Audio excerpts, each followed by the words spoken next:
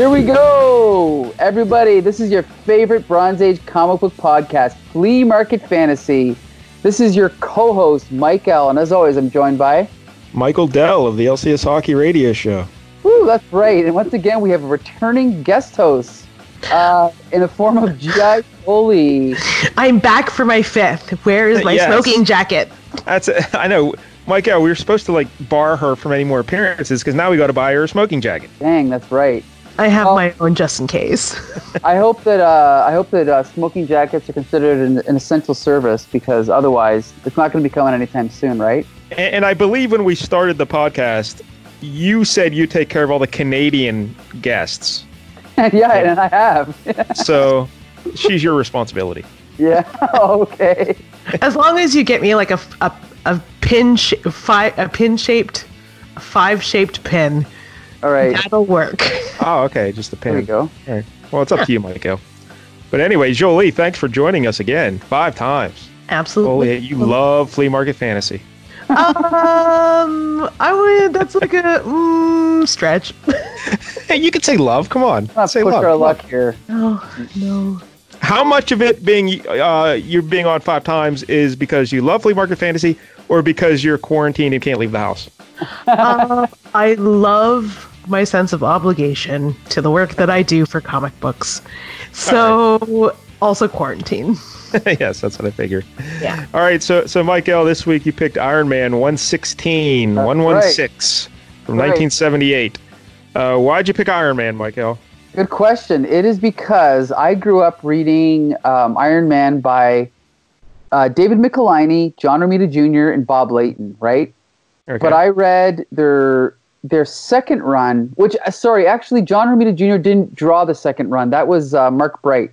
But I grew up on Michelinie and Layton, and then it wasn't until I was a little bit older that I found out they did the infamous Demon in a Bottle storyline from around this time. And so I went back and I decided, to start right at the beginning. So this is actually the very first issue by Michelinie and Layton, and then Romita started an issue earlier. But this is the first one with all 3 of them together.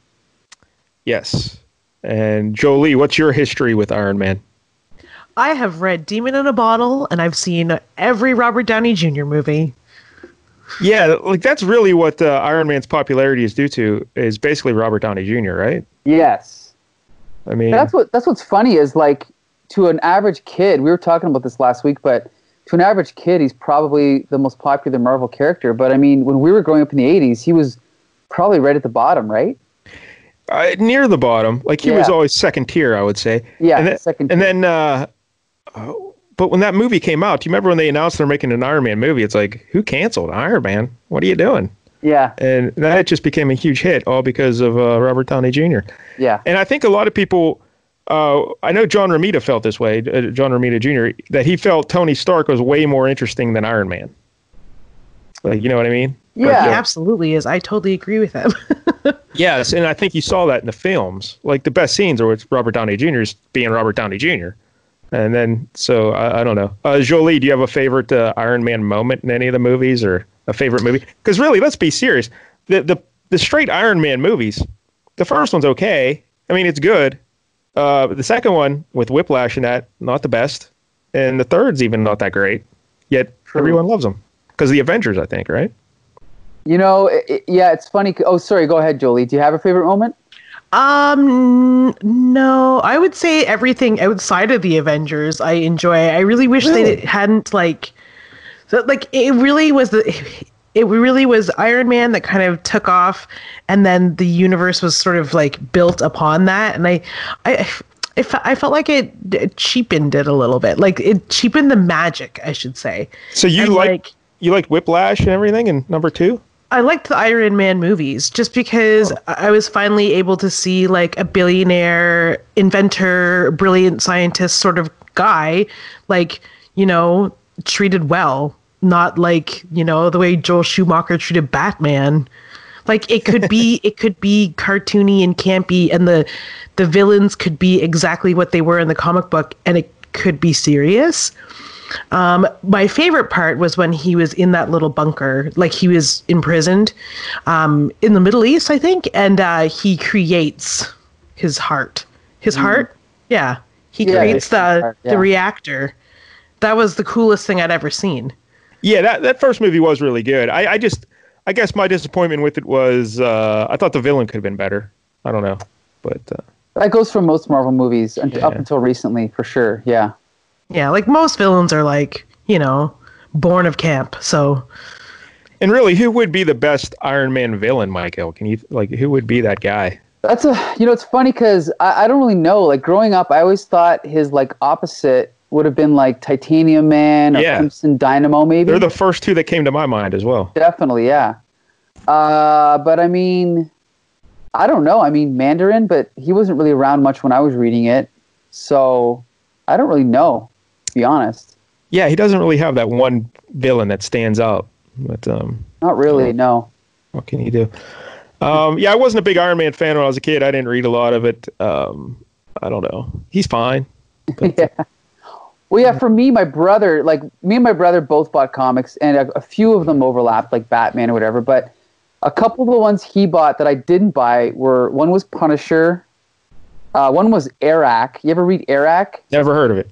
Arak. He's like kind of like a Conan imitation. Oh, okay. And then another one was Iron Man, and it was the same writer as Amazing Spider-Man at the time, so I definitely liked it, but I didn't love it as much as I loved like X-Men and Spider-Man and stuff like that. Yeah. All right. Well, Iron Man, his first appearance. Do you know his first appearance, Michael? Trivia. Tales of Suspense. That's right. Tales of Suspense. 39, right? 39, 1963. Created by Lee and Kirby, and Don Heck and Larry Lieber. Took four people to create Iron Man. Yes. 4 people. Did he always keep his uniform in a box? Yeah, like in a suitcase like that, I guess. We got to talk about that scene when we get there. Holy hell. I got some complaints about this. Yeah, because I remember seeing the Tales of Suspense, and he's like in a big gray suit. Yeah, it was great. Then he painted it gold, and then I think that was a Kirby design, and then Steve Ditko redesigned the costume to make it more form-fitting, and I think that's when he started carrying it around in a briefcase. Yeah, Jolie, that original, I forgot about that. He used to wear this big, bulky gray armor, like more like a robot. Yeah. Mm-hmm. Yeah. That's how many armors has he had over the years, Michael? Like 2,000? Oh, uncountable. Like when I was a kid, it was maybe up to like say 7 or 8, and now it's got to be like at least twice as that. Twice as many as that. Yeah, I remember the big bulky one. Then, like you said, he got the gold and red, the most familiar, or probably the most popular version, the gold and red. And then, remember, Michael, he had the like triangular thing on his chest, and he was like red and silver. Yes. They called that I think they called that the Centurion armor or something. Yeah. Silver Centurion. Some Centurion. Yeah, he's got a lot of armors. Yeah. Well, then basically it stayed roughly the same until Brian Hitch redesigned it for Ultimates, and that's where you get the one they used in the movie with the completely different helmet and the completely different, design. Because really, if you look at his costume in this issue, it might as well be made of spandex, right? Like, yes, it's really. That's another thing John Romita said, that he didn't really enjoy drawing Iron Man. I mean, he liked it, but he preferred drawing Thor. He was doing Thor around the same time, because he said the thing about Iron Man is the costume made no sense. Right. Yeah, it's supposed to be made out of metal, but there's no joints, no hinges. Like, it makes no sense. Right, yeah. Well, good thing nanotechnology is created. That was the big thing, Jolie, the nanotech, because that makes it awesome in the movies. Like, his armor just sprouts out of like a little microchip or something, like, so he can have it anywhere. But possibilities become endless. Yeah, at that point. That's what it really needed, because when you break down this armor in this era of Iron Man, it makes no sense. So 2000, that's when he got the nanotech under Warren Ellis, but before that, it was just like the spandex look. So yeah, it's so strange because I don't know, but anyway, like, it's comic books. I don't know why they didn't just do it before Secret Wars. Like, come on, right? It just, I don't know, make sense. Anyway, so let's get back to this issue here. What's this issue called, Michael? Forget. Like, the name of the story is, let me see here. It is Anguish Once Removed. Anguish Once Removed. And there are some characters we need to talk about to introduce here. The first one we should mention is Count Nefaria. Right. Count Nefaria. And Michael, you'll remember when we I think in the past we were talking about the X-Men, the giant-sized X-Men one. That was Count Nefaria. Well, that was Krakoa, right? And then their first guy they fought after that was Count Nefaria. Oh, really? I forgot about that. Okay. Where Thunderbird died. Yeah. Okay. That was Count Nefaria's plane he was trying to rip apart when it blew up or whatever. So, but his real name is Luciano Nefaria. His first appearance in Avengers 13, 1965, created by Lee and Kirby. He's a wealthy Italian nobleman who essentially ran the Magia International Crime Network, and he was obsessed with advanced technology. And prior to this issue, he had attempted to gain superpowers, and that made him age rapidly. So in this issue, he's just an old man in a wheelchair. Huh. But that's Count Nefaria. So there you go. And his daughter is Madame Masque. Yep.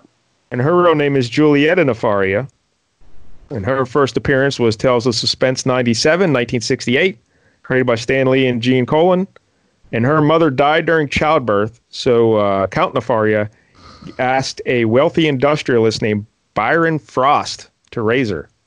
No relation to Emma Frost. Huh.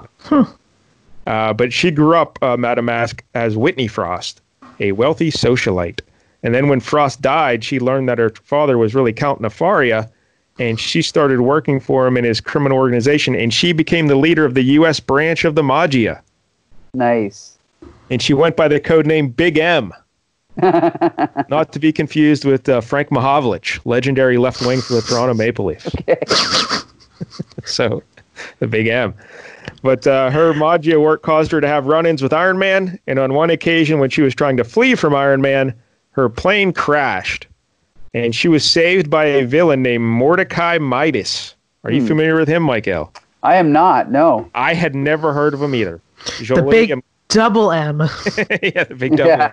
Mordecai Midas. I guess he's a Greek fella who was obsessed with gold. So hence the name Midas there at the end. And he's the one who gave Madame Masque her gold mask because her face was horribly scarred in the plane crash. Huh. So he gave her a gold mask to wear over top of it to protect her face. And she started to serve him as his little, henchwoman or whatever. Mm-hmm. And then they got, Midas had some plan where he kidnapped Tony Stark. And Tony Stark showed compassion for Madame Masque, even though, she's scarred and whatnot. He didn't care. So she was swooned for Tony Stark and saved Tony Stark and betrayed Mordecai Midas. And then they separated. But she always liked Tony Stark. So somehow, Michael, this is part I don't understand. Mm-hmm. She goes undercover as she dons a secret identity named what was it? Chrissy Longfellow. Chrissy Longfellow. So she becomes Tony Stark's personal assistant. But she no longer wears the mask. She looks like a normal lady. So I don't know when her face healed. I don't know that either. I never read that story, but that's kind of interesting. And Tony Stark does not know that Chrissy Longfellow is Madame Masque. Madame Masque does not know that Tony Stark is Iron Man. And then they figure it all out and they fall in love. Gotcha. So that's why they're boyfriend-girlfriend here. Boyfriend-girlfriend, okay. Yeah, so there you go. A couple other people we need to mention real quick. Spy Master. Yep. He shows up in this issue. His real name is Ted Calloway. First appearance, Iron Man 33, 1971, created by Alan Brodsky and Don Heck. And he's the leader of the Espionage Elite. They're very good. And he's in constant conflict with Stark Industries. So I guess he's like a corporate spy or something. He's trying to bring down Stark Industries. Can you tell us anything else about Spy Master, Michael? Oh, only that he's got a cool costume and he had a really cool entry in Marvel Universe. That's all I know about him. And I think in one of the many times that I, just ripped off pictures from Marvel Universe, I ripped off his picture because it was so good. Well, describe his costume. You love it so much. You love it so much. Why don't you marry it? Basically, I don't know. It's kind of like a fairly standard suit. Now that I'm looking at it, it's almost like Spider-Man, where he's got kind of like a middle section that goes up his chest that's yellow that goes into his shoulders.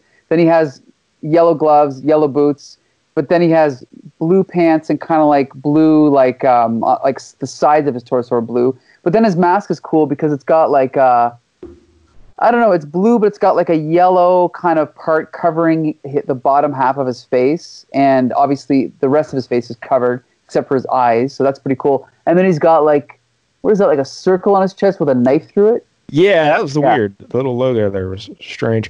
Now, Jolie, I'm sure you know all about Spy Master, right? I do now. Yeah, I never knew he existed until this, so I had no idea. Spy Master. And finally, we can talk. Espionage is my bag. Yeah, maybe one day you can be a part of the espionage elite. One final group of people we need to mention, Michael. Yeah. The Annie-Men. Right. They were great. They first appeared in Daredevil 10, 1965, created by Wally Wood. And basically, I actually read this storyline back in the day, and I forgot about this. Okay. But there was a guy trying to run for mayor of New York City. He was a criminal mastermind named Abner Jonas. Okay. And he went by the name The Organizer, and it was a big mystery who he was. Like we were introduced to Abner Jonas, but we didn't know who the Organizer was in the story. It was a big mystery over like 3 or 4 issues.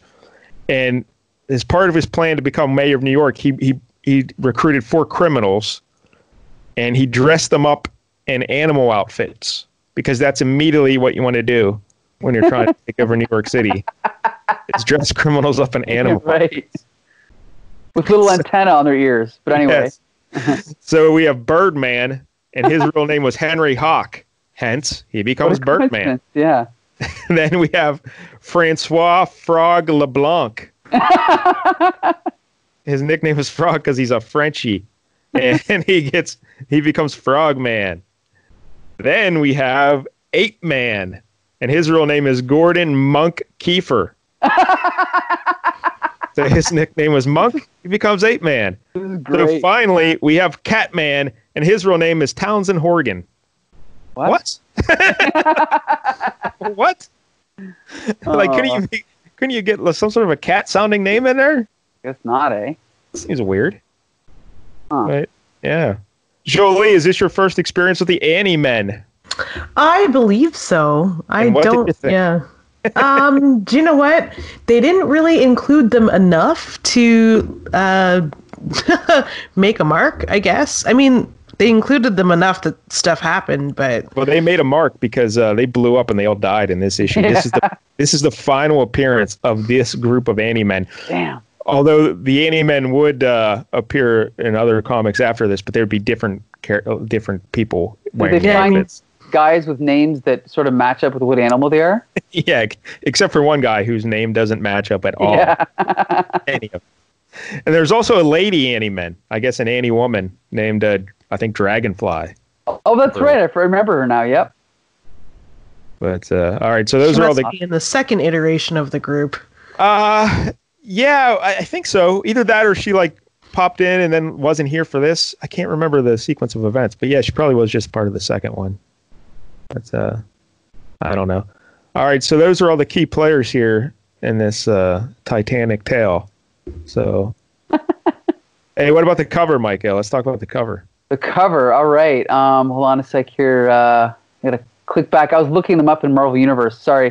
So on the cover here, we have Iron Man, who's holding up this contraption. I believe it's they give it a name in the issue. It's the something for Jupiter something. I don't know. Yeah, Tony Stark invented. Yeah, Tony Stark invented it to explore Jupiter. Right, the surface of Jupiter. Right. Anyway, and so then Madame Masque is on top of it, and that's pretty much it. It just says the Invincible Iron Man, the murder machines of Madame Masque. That's all it says.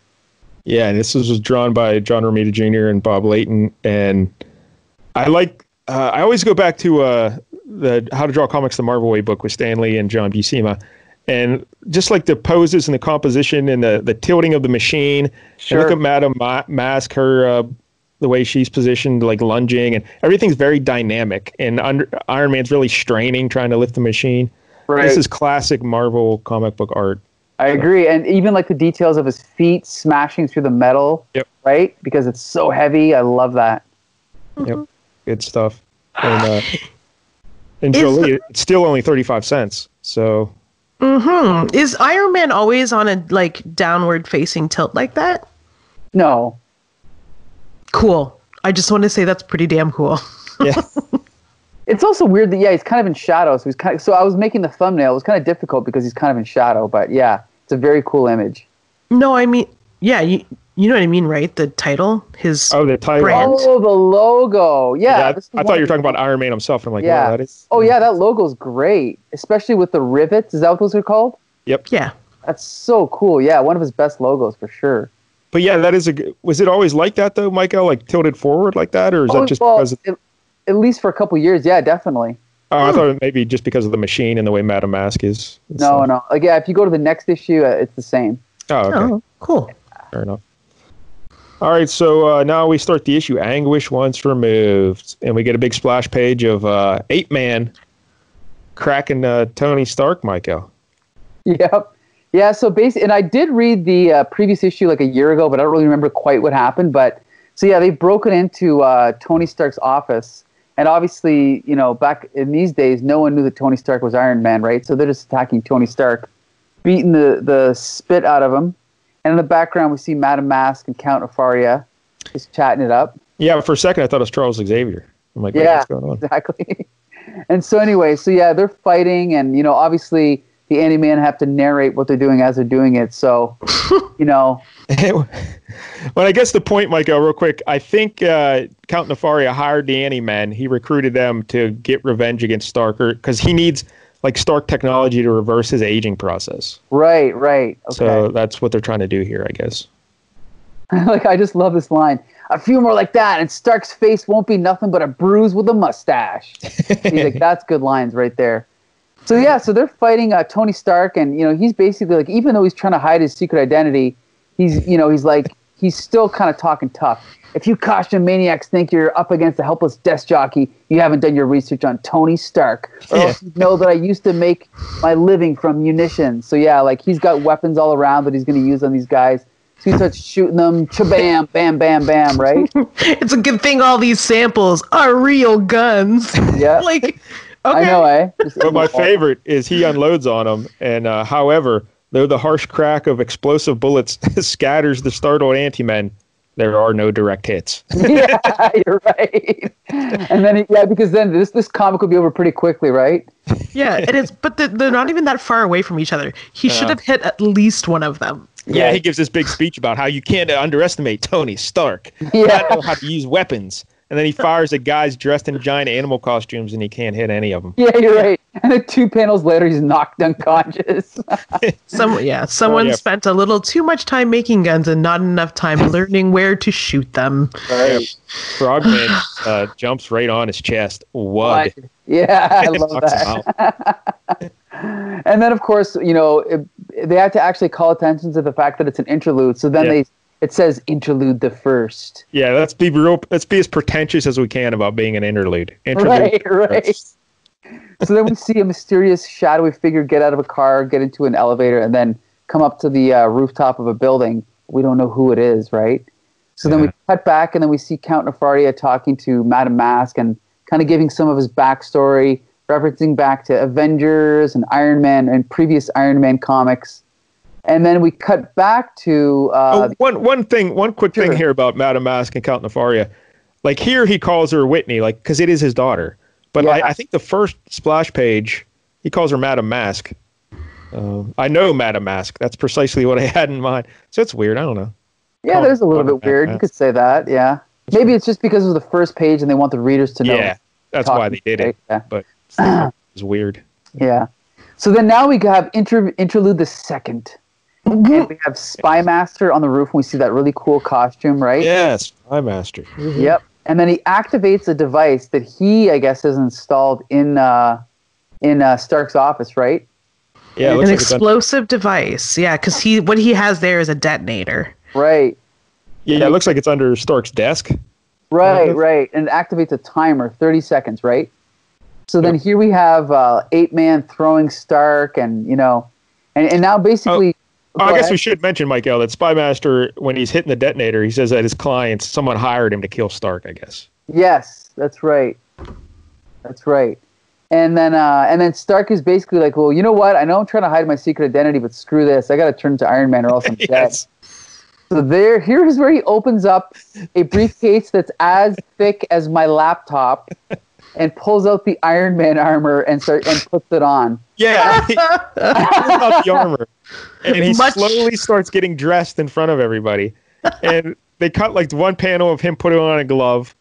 Then they cut to the Anti-Man, like, what's going on? They're all looking, hey, what's he doing? Then they cut back to him. He's putting on a boot. They cut back to the Anti-Man. Oh, holy spit. Tony Stark is really... It's like, this process will take about 30 minutes, I guess. Jeez. And all of the while, the same amount of shock that this is happening on my face is matched by the Anti-Man, Count Nefaria, and Madame Masque. They're all flabbergasted, and so am I. Madame Masque knows he's Iron Man at this point, but yeah, she's surprised, like, hey, he's turning into Iron Man right in front of everybody. What's going on? But it's so funny how the briefcase, you see like the gloves, the helmet, the boots, but where's all the yellow armor? You know, like, you know what I mean? Like the legs and the upper body. Like, how did he get that on so quick? Because the one panel he's pulling on a glove, he does not have the yellow armor on. The next panel, the glove's on, the yellow armor suddenly appears on his arm. I'm so confused. I think they explain that by basically saying it unrolled, like almost. Oh, really? Foil, yeah. Yeah, it's like it was almost like tubular, where it would just kind of like roll out like a big sock, you know? Oh, like, okay. Yeah, like that. I guess. His costume, I mean, it's a comic book. Didn't his costume roll out of a ring at one point? No, that was the Flash. Oh, forget it. Yeah. Okay. I just find it hilarious because this would take a long time to dress up like Iron Man, and the Anti-Man are just watching. Oh, look at that! He's got Iron Man's underpants. Look. Yeah. Wait a minute. He's got Iron Man's gloves. What's going on? What is he reaching for? Could it be Iron Man's helmet? And I love how the counter is in the corner of the so. From the that's right. From the detonation, from the triggering, it's 30 seconds. Yeah. To 15. Really? It took him 15 seconds to put all that on? I don't know. No, it took like 5 because there's all that other time in between. So it literally took like 4.5 seconds to do that. He's very fast. Yep.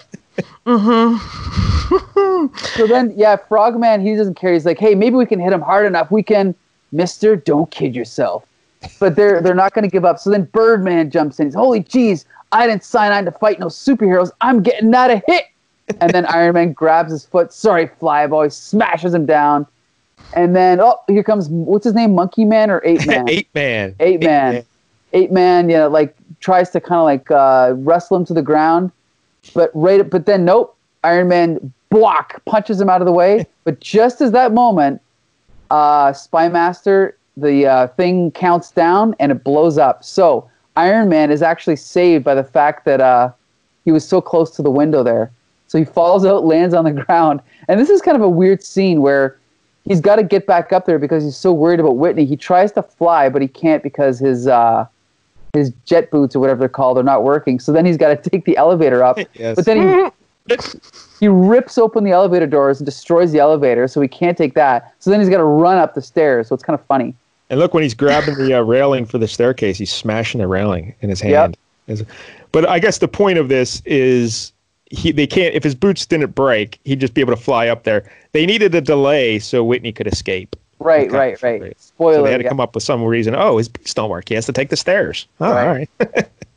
Right. So then, he runs up and, so then he runs into the security guard. He's like, and it's kind of funny. Puff, Iron Man, boy, am I glad you showed up. I would have been here sooner myself, only I was decked by your girlfriend pushing some old geezer in a wheelchair out the service entrance. She's alive? So of course, Whitney's still alive, and so is Count Nefaria. But notice no one even asks about the Anti-Man. What about Catman? Where's he? Oh, they're all dead. Okay, whatever. Yeah, you're right. Damn. No one knew they were up there. Too bad. Iron Man did. Lament for the Anti-Man. So then he drives this hover car thing to this house or to this building, and the Stark Industries. They're going to Stark Industries, right? So then he goes. So this is kind of another weird scene where he goes in and he's like, the security guard's like, "Oh, Iron Man, we got orders to evacuate the research complex." Orders from whom? Well, from Mr. Stark. Oh, I see. Now, I don't really know about this, but I guess there's this life model decoy that's there, but I don't know if this is an ongoing plot or if it's an evil decoy. I believe that it may have even been Mordecai Midas who like got alive because they were trying to take over Stark Industries, like when they kidnapped Tony Stark. So they had this decoy go over and try and pretend to be Tony Stark. And I think then Iron Man just took control of it. Okay. And put it in. But then like Whitney and her dad are there and they activated it to be security to protect them against Iron Man while they did their medical thing.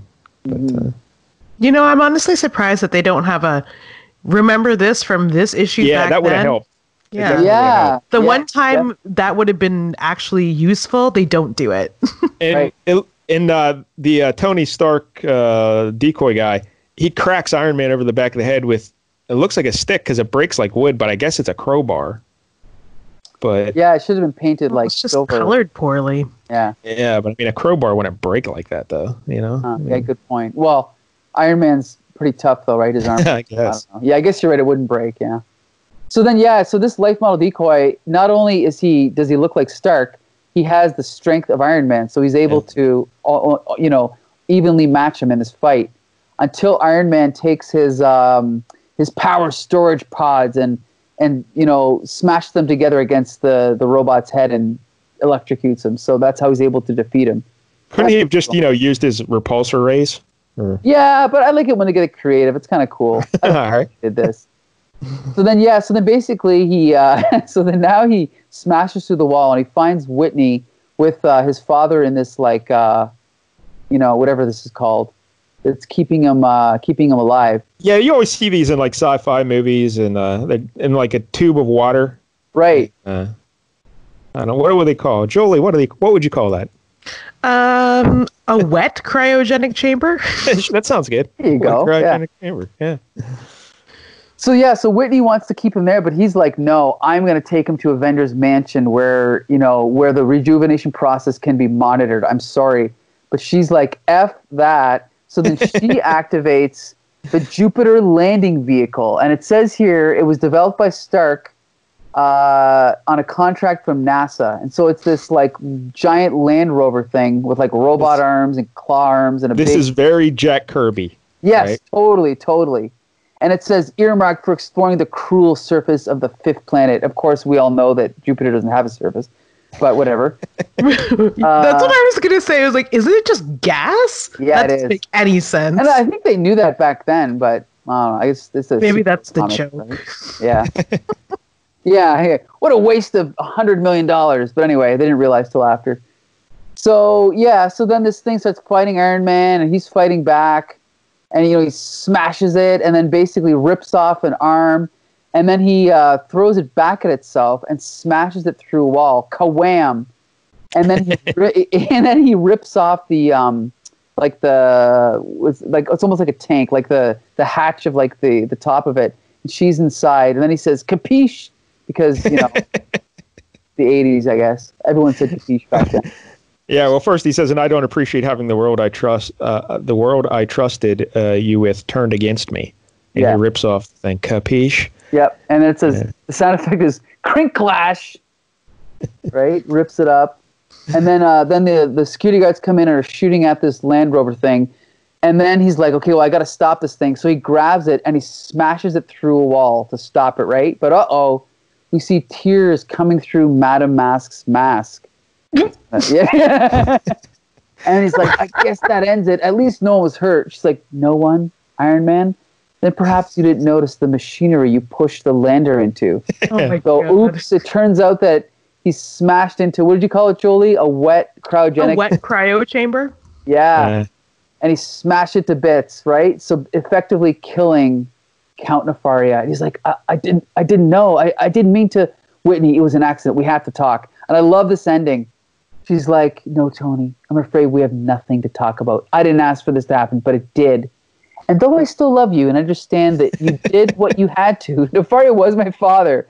And somehow that changes things. I'll keep in touch, but right now I just need to be alone. I love that. I have a lot of things to sort out, Tony, a lot of me, and I've got a feeling that may take a long, long time. The end. This was very personal to me because that's exactly how my first marriage ended. When you killed your father-in-law? I pushed a giant tank into a wet cryogenic chamber, and it killed my father-in-law. Yeah, very sad. I've aptly named it a rejuvenation tank. But I gotta ask, Mike Dell, did she keep in touch though, like she said she would? No. See? Liar. Anyway. Notice Madame Masque, when she's giving that real heartfelt spiel there, it's yellow. The word balloons are yellow. Good point. Was that an accident? Or? Maybe it means she's also a life model decoy? I don't know. No, probably just to separate it from the white of the background. I don't know. There's also a part I wanted to mention when he's shoving that tank, the Jupiter thing, into killing Count Nefaria. They're saying something about how no ordinary man would be able to. Do you see that part, Michael? Oh, yeah. And so how could an ordinary man, even with his straining muscles amplified by the most advanced electronic circuitry known, ever hope to stop it? Quite simply, an ordinary man couldn't. Iron Man. This Iron Man. Yeah. Man. Scratchoom. On that. Scratchoom. All right. I love it. So there you go. That's Iron Man 116. The death toll there is pretty high. We got the 4 Annie men blown up. And we got Count Nefaria squashed by a Jupiter rover. At least 5 security guards. One golem of Tony Stark. Oh, that's right. I forgot about that guy. Yeah. Who else dies? I like this game. A whole lot of dead people in Iron Man 116. Does it really count as death if you are a life model decoy? Yeah, it's into all kind of interesting debates there. Yeah. Like that TV show Humans. Did either of you guys watch Humans? No, never. Why is that familiar? Humans. Very good. It was on A&E, I think, or AMC, not A&E. It's like is a British show. I think they may have filmed it in Canada, so you guys probably saw it sometime. But that's crazy. Yeah, it is British. It reminds me of the Cylons. Does it really matter if you kill a Cylon if there are more versions coming? It's all about robots and whether they have consciousness. That's good stuff. Anyway, all right. So the creators here, we mentioned David Michelinie. Yep. I learned to pronounce his name, and I'm very proud. We've talked about both the creators in the past, but he wrote Iron Man 116 to 157. Yeah. And that was from 78 to 82, and then he came back to do issues 215 to 250 from 87 to 89. So 2 very long extended runs on Iron Man. And Romita Jr., he did 27 issues between 115 and 156 from 78 to 82, and then he did 10 other issues, 256 to 266, and 90 and 91. So, because I'm sure when people think Romita, right away they think Daredevil, X-Men. They probably forget about Iron Man. But yeah, because it was earlier. But yeah, I think Bob Layton's more associated with it. But yeah, people tend to forget it was Romita drawing it. But Bob Layton was inking here, and he also was co-plotting with Michelinie, which is interesting. You don't see that too often, an inker co-plotting. No.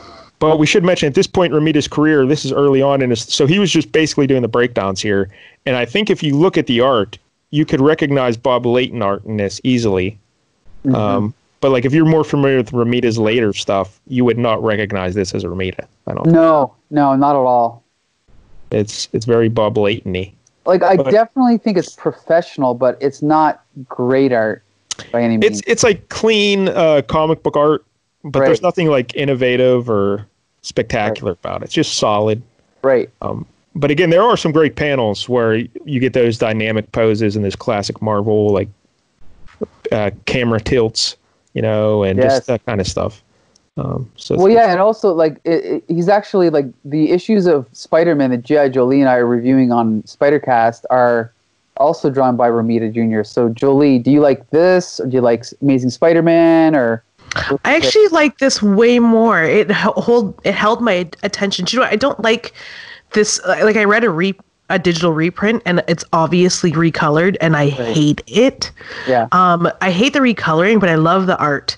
They didn't. The line work didn't really get super sacrificed.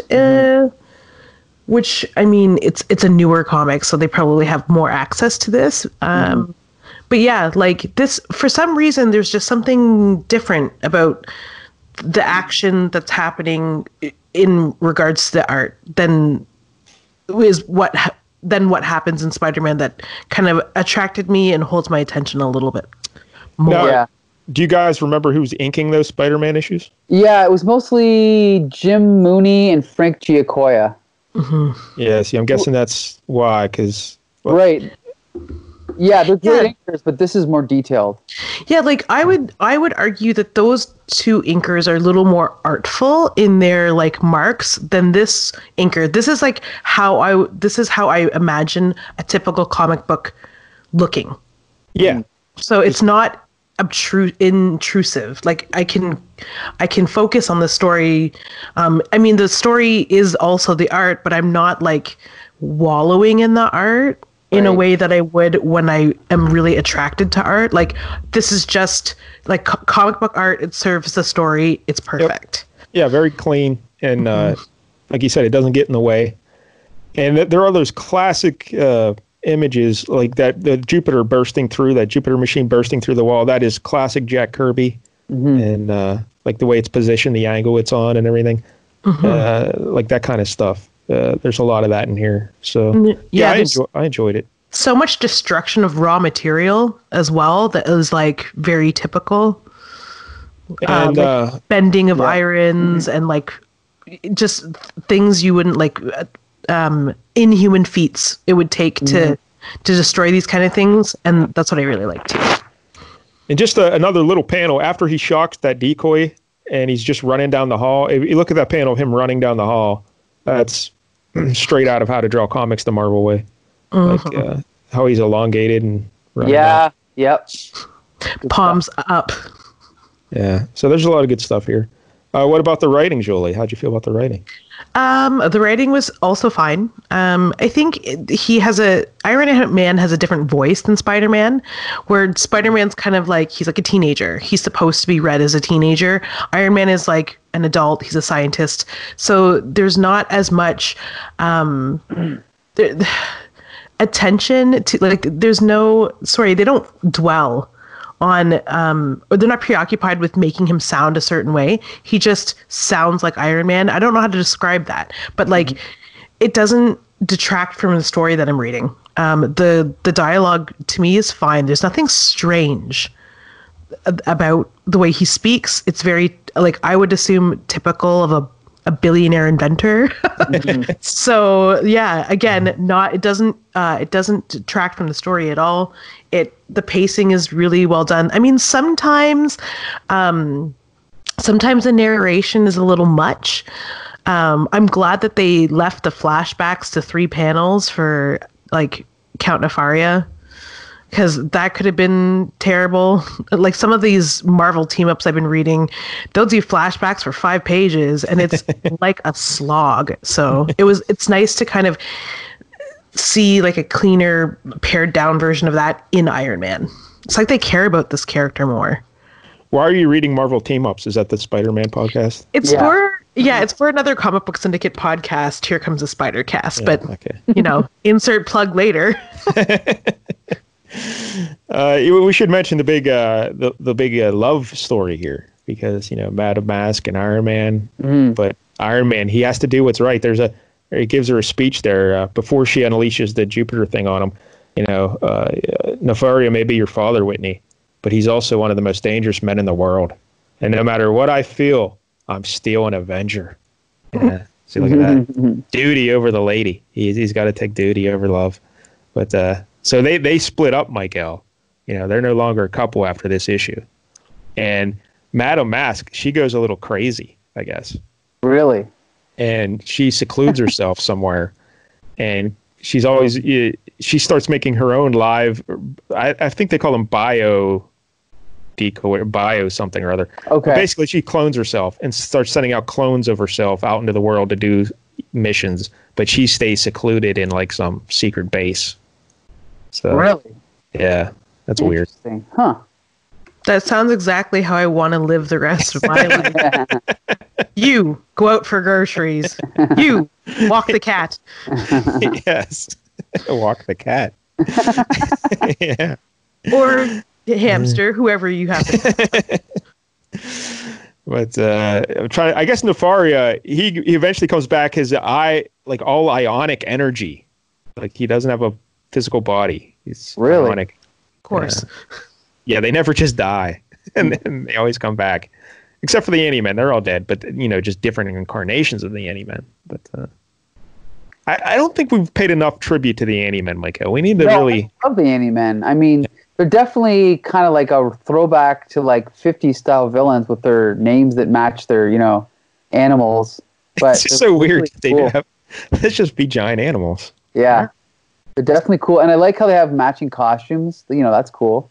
And I think at some point, one of the iterations of them, the High Evolutionary actually makes them into like animal men. Really? I think so. Huh. Maybe like the third group. The High Evolutionary. Okay, let's see. Buzzard, Crustacean, Flying Fox. Also, they have evolutions. So Komodo dragon and a spider, which Mike will hate. So. Oh, and then another gentleman, his assistant, Miles Warren, or the Jackal, who I assume is a jackal. That's right, yeah. Remember the Jackal, Michael, Spider-Man villain, the Jackal. Uh-huh. And also Punisher was going after the first appearance of Punisher. Isn't he trying to get the Jackal? Yeah, I think you're right about that. Yep. How about that? Wild stuff. All right, anything else about Iron Man either of you would like to mention? I don't know. I mean, I grew up reading David Michelinie Iron Man, so this is definitely, like this is the voice of Iron Man in my head. Like any other writer that writes him doesn't feel quite right to me, So this is definitely good stuff. And I like I said, I did go on to read his entire first run up to whatever it was, 150. And then I'm going to eventually go back and reread his second run as well. So I'm looking forward to that. Yeah. His stuff always like lighthearted like this? Or not lighthearted, but like it's like a Flights of Fancy, less serious than a Demon in a Bottle type story. Yeah, but he did do Demon in a Bottle. But yeah, he definitely his Spider-Mans are definitely lighter than Roger Stern's for sure. But he's definitely a good writer for sure. I mean Iron Man in general. Oh, Iron Man. I don't know. I don't think so. I mean, kind of average, I guess. I don't know. Well, I mean, this issue did have several dead bodies in the breakup of a relationship. So it's definitely not dark. It's definitely not like a gritty, dark, series. It's more science fiction-y, I think, because of all the technology and stuff. So. Yeah, I think that's the thing that I'm kind of like not getting fully out of this thing is that I really like the story, but there's so much more potential to go deeper and be a little like, to just be a little bit richer of a story. Like when you said that Madame Masque just goes away and becomes crazy and creates like duplicates of herself, I was like, oh, she doesn't just try to kill Iron Man. Like I would devote the rest of my life to killing the man who took my family away from me. Well, she knows her father was a creep, so she wasn't really like, she had loyalty to her father, but she also knew he was criminal mastermind. So. Also, like she's a little bit evil, right? So like. Also, keep in mind, she's not a big fan of her father because her father gave her up for adoption. Yeah. And she found out about it like way later. Yep. So I don't know. One of the reasons I guess she went crazy is because she felt she could no longer trust the men in her life. Because she couldn't trust Tony Stark, she couldn't trust her dad. And so she just wanted to keep everyone away from herself. So she just wanted to be by herself. Men at the root of all women's problems. Ain't that just the thing? Yep. So there you go, Madame Masque. I like Madame Masque as a character, though. She has a very striking appearance with that mask, and I really did try to find out how she got her face healed. Now it seems like at some point, she was with a group that were collecting the Infinity Gems, and that's how she got her face healed. But I don't think that. But I don't think that was until years after this. So, I don't know if. I'm just confused how she became that Chrissy Longfellow lady. I don't know either. I have no clue. Maybe just all makeup and stuff. I don't know. maybe we're gonna have to read it. I recommend definitely. If you're gonna read Iron Man, you could even start one issue before this, because technically part one of this is by a different writer. But yeah, I would start at 115 and go from there, because there's some good stuff coming after this for sure. I've never read Demon in a Bottle. I've never read Armor Wars. I've really they're good. So maybe I'll read some of that at some point. But definitely, I'll give this issue a 6. It was enjoyable. It was kind of fun. Get to see the Anti-Men. But I don't know. I didn't really like the depiction of Tony Stark. I thought he was kind of annoying. Well, I'll give it a 6.5 only because I know obviously it gets better, but and you know, the characterization of Tony gets better because this is only my first issue. Yeah. But because I know it gets better, I'll give it a 6.5, but it definitely made me want to keep reading. And just the ridiculousness of him changing into his armor. Yeah. That kind of lost me. Yeah. And do you think they had to kill the Anti-Men because, like, now no one knows he's Tony Stark except, you know. Yeah, that was kind of convenient, eh? Yeah, otherwise if they get away, then they all know he's Tony. So yeah, they had to kill him. Uh-huh. But, Jolie, 1 out of 10. I give this 6 Anti-Men out of 10. There you go. I give that suit, though, which makes him look like a Texas oil tycoon. I give that an 8. Oh, wow. There you go. Mm-hmm. It takes a specific kind of man to do a purple tie with a double Windsor, so.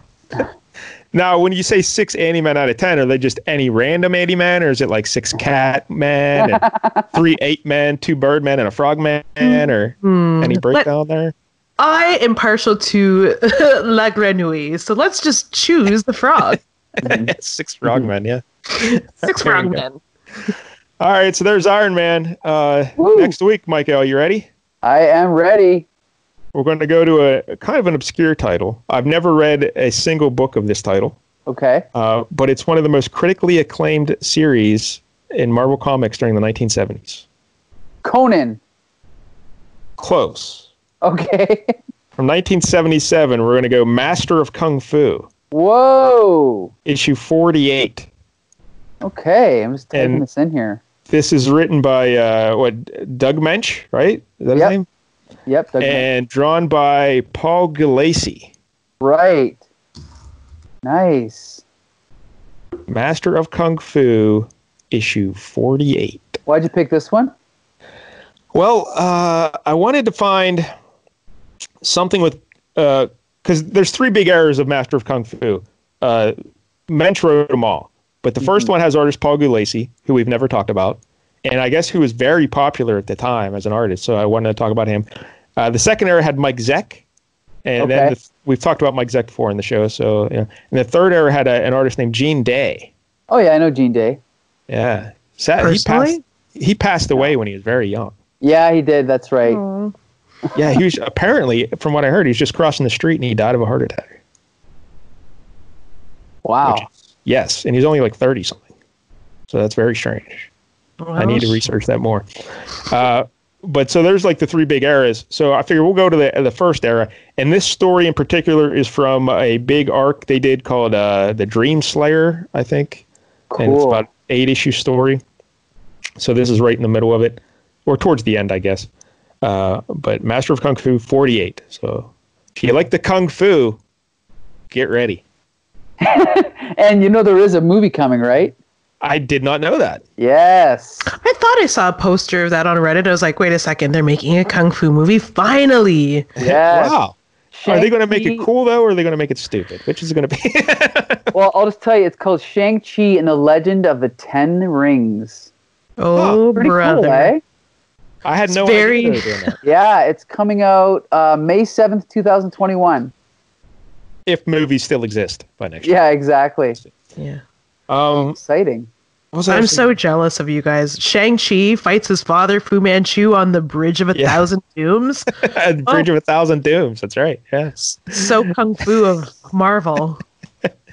Yeah, we'll get into the background of how Fu Manchu plays into this and everything. Because, Michael, I knew nothing about Master of Kung Fu. I just assumed it was like a typical Kung Fu story. But apparently he was like a spy and it's more like James Bond in this era. I don't think I've ever read a Master of Kung Fu story. Yeah, so it'll be interesting. So, we'll get into it next week with Master of Kung Fu. Cool. All right, so I guess that wraps up this episode. So you guys can find episodes of Flea Market Fantasy on iTunes, Stitcher, Spotify, Twitter, Facebook, YouTube, and our Comic Book Syndicate website. And this is all under Comic Book Syndicate, just to make it as confusing as possible. But this is Flea Market Fantasy, and there is a new episode every Tuesday. And I'd once again like to thank G.I. Jolie for joining us. Thanks, Jolie. You're very welcome. Yep, and I'd like to thank Mike Dell for 37 great episodes, and hopefully there's at least 37 more. Anyway, we're really ambitious here. Anyway, so yeah, join us next week for Master of Kung Fu number 48, and until then, disperse!